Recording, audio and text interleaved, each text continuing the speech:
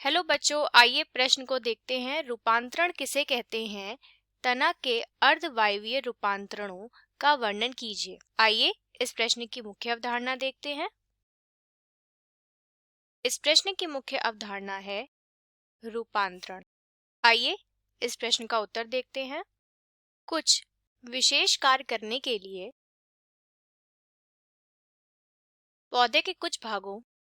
पौधों में कुछ भागों के रूप में परिवर्तन हो जाता है।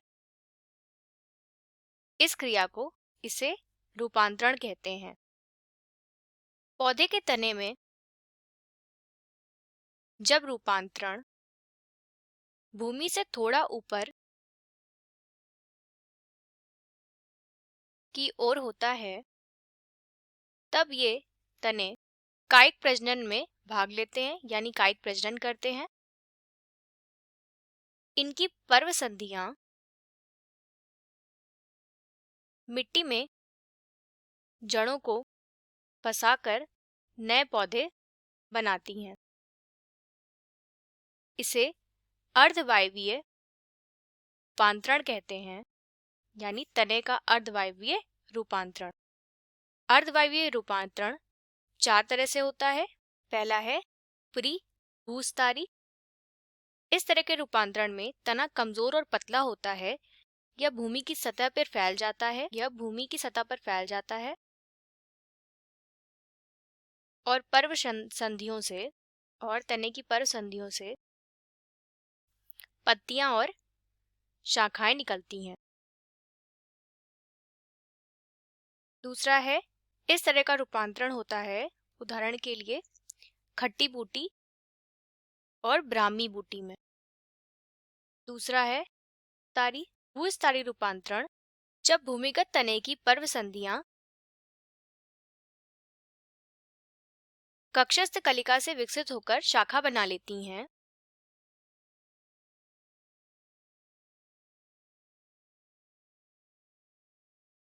ये शाखा पहले सीधे वृद्धि करती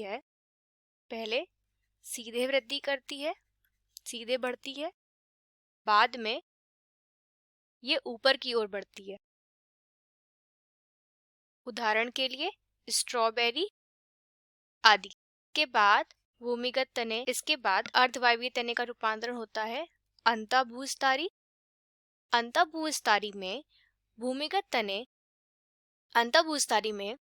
इसमें भूमिगत तने की आधारीय, यानी जो आधार पर पर्व संधियां होती हैं, आधारीय पर्व संधियां कक्षस्थ कलिकाओं में वृद्धि करती हैं। आधारी पर्व संधियों पर जो कक्षस्थ कलिकाएं होती हैं, इसमें भूमिगत तने की आधारी पर्व संधियों पर जो कक्षस्थ कलिकाएं होती हैं वो वृद्धि करती हैं और नए वायवीय, यानी बाहर की तरफ वायवीय भाग बना लेती हैं।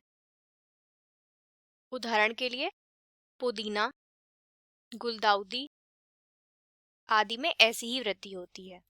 इसके बाद अर्धवायवीय रूपांतरण में भूस्तारिका है, तारिका जैसा रूपांतरण। इसमें ये जलीय पौधों में मिलता है। इसमें जो मुख्य तना होता है, मुख्य तने से काफी सारी शाखाएं निकलती